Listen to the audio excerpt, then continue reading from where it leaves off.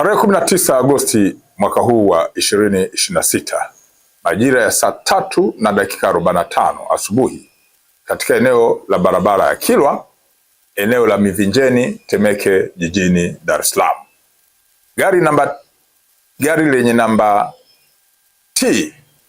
945 CBG aina ya dafu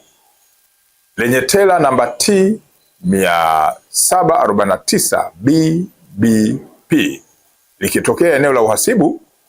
kuelekea Bendera Tatu liligongana na pikipiki ambayo ilikuwa na usajili namba MC 851 FGP aina ya Boxer, ambayo pikipiki hiyo ilikuwa ikiendeshwa na mtu ambaye baadaye alitambulika kwa jina la Msichoke Mohamed Mnyige, mkazi wa Chamazi jijini Dar es Salaam. Huyu alikuwa ni dereva wa pikipiki. Chanzo cha ajali hiyo ambayo iligharimu watu wawili kufariki ilikuwa ni dereva wa pikipiki hiyo kuhama kutoka barabara yani service road na kuingia barabara kuu ya Kilwa bila kuchukua tahadhari ya watumiaji wengine wa barabara, huku akiwa yeye amebeba abiria wawili ambao kwenye ajali hiyo ambayo aliingia barabara hiyo bila kuchukua tahadhari alisababisha ajali na vifo vya watu wawili. Watu waliofariki ni pamoja na yeye dereva pikipiki Msichoke Mohamed Mnyige, lakini pia alifariki mtu ambaye baadaye alikuja kutambulika kwa jina la George Louis Nyantora. Huyu ni mfanyabiashara mkazi wa Mbagala Zakim jijini Dar es Salaam. Majeruhi ambaye alijeruhiwa ambaye alikuwa ni abiria kwenye pikipiki hiyo alifahamika kwa jina la William Asheri maarufu kama Tumbo, ambaye ni mjasiriamali, yeye inadaiwa ni mkazi wa Mwanza. Mara baada ya ajali hiyo, madereva pikipiki ambao ni maarufu kama bodaboda wengine tofauti na yule aliyokuwa anaendesha pikipiki ile walijikusanya kwa makusudi na kinyume na sheria, walichoma moto sehemu ya mbele yani hose ya gari ile. Vitendo vya baadhi ya waendesha pikipiki kuchoma au kupiga magari na kupora vitu vilivyo kwenye vyombo hivyo vya moto mara baada ya ajali ni vya kihalifu, havivumiliki na ni kinyume na sheria za nchi. Narudia, vitendo vya baadhi ya waendesha pikipiki kuchoma au kupiga magari mawe na kupora vitu vilivyo kwenye vyombo hivyo vya moto mara baada ya ajali, huku baadhi yao wakiwa ni chanzo cha ajali hizo, ni vya kihalifu, havivumiliki na ni kinyume na sheria za nchi. Jeshi la Polisi Kanda Maalum ya Dar es Salaam linatangaza kuendelea. Narudia, Jeshi la Polisi Kanda Maalum ya Dar es Salaam linatangaza kuendelea kuchukua hatua kali sana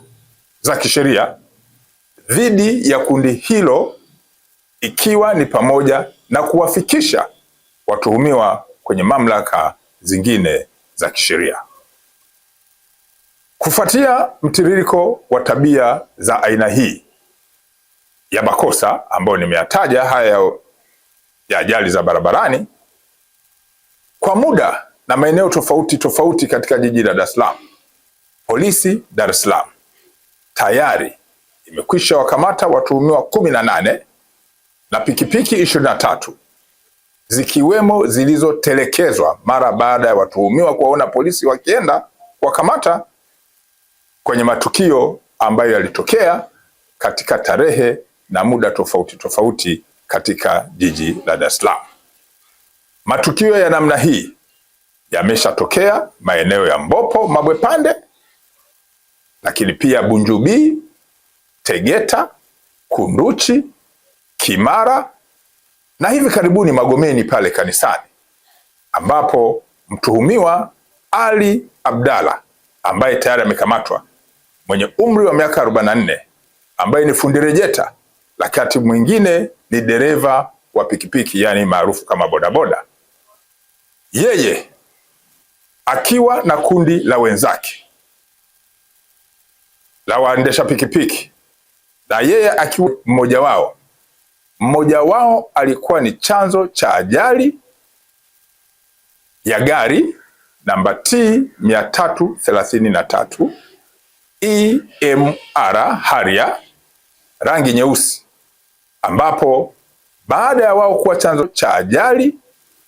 maeneo ya Msimbazi Kota, walilifukuza gari hilo. Walipofika maeneo ya Magomeni kanisani, wakachukua jiwe kubwa wakalipiga kwa nyuma na kusababisha madhara makubwa na hofu kwa mwenye gari na uharibifu. Mtuhumiwa huyo amekamatwa na wenzake na wengine ambao wako kwenye mtiririko wa matukio haya. Jeshi la Polisi Kanda Maalum ya Dar es Salaam linatoa wito kwa madereva pikipiki maarufu kama bodaboda kuacha mtindo waliouanzisha wa baadhi yao kuwa chanzo cha ajali, halafu wanajichukulia sheria mkononi kwa kushambulia na kupora baadhi ya mali za kwenye magari ambayo yanakuwa kwenye ajali. Hatua hiyo ambao wanakwenda nayo itawaweka katika mazingira magumu ya kisheria dhidi yao.